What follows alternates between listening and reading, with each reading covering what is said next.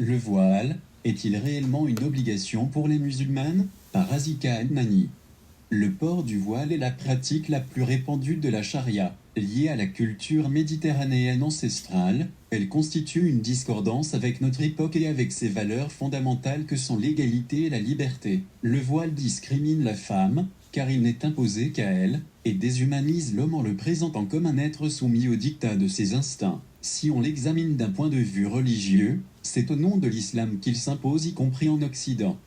Pourtant, les 3 versets recommandant pour la femme une manière de s'habiller n'évoquent pas sa chevelure. Ainsi le foulard, la pièce principale du voile sans laquelle la femme ne peut être considérée comme voilée, n'apparaît pas dans le Coran. On peut donc logiquement déduire que le voile n'est pas une prescription coranique. Le foulard n'est pas cité dans le Coran. En effet, le verset 31 de la sourate 24, la lumière, le plus cité, affirme que les femmes doivent rabattre leur kimar sur leur djouyub. Le terme djouyub, pluriel de djaïb, est traduit par poitrine même si certains commentateurs pensent qu'il s'agit du col du vêtement. Quant au mot kimar, qui signifierait le foulard islamique, il ne peut dans ce cas qu'être le châle ou l'écharpe. Le verset 59 de la sourate 33, les coalisés, recommande aux femmes de ramener sur elles leur djalabib, pluriel de djilbab. Ce mot désigne une robe longue sans aucune précision sur sa longueur, elle aussi couvre le corps et non la tête. En réalité, les philologues ne savent pas quel est le sens exact de ces mots ni quelle était la mode vestimentaire de l'époque du prophète en Arabie. Ils se réfèrent à des commentaires datant de plusieurs siècles après sa mort.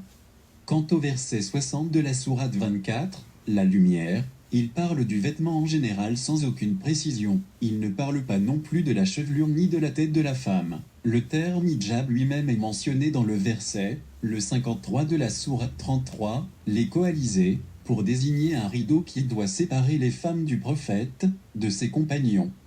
Il ne suffit pas qu'une règle soit dictée dans le Coran pour qu'elle devienne obligatoire.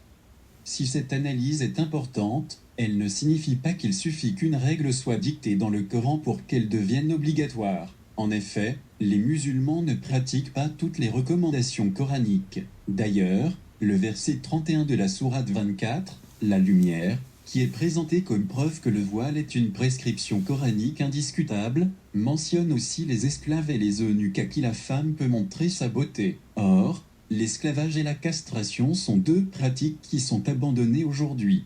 Ainsi, ce sont des musulmans qui ont décidé quelle est la partie du corps de la femme qui doit être cachée et la manière dont le voile doit être porté, mais aussi quelles règles il faut suivre et celles qu'il faut abandonner.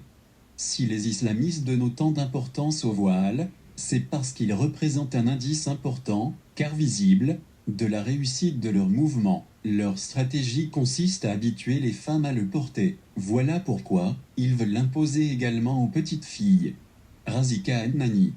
Cet article fait partie d'une série de 5 articles que Razika Adnani a publiés en 2021 dans Ouest France.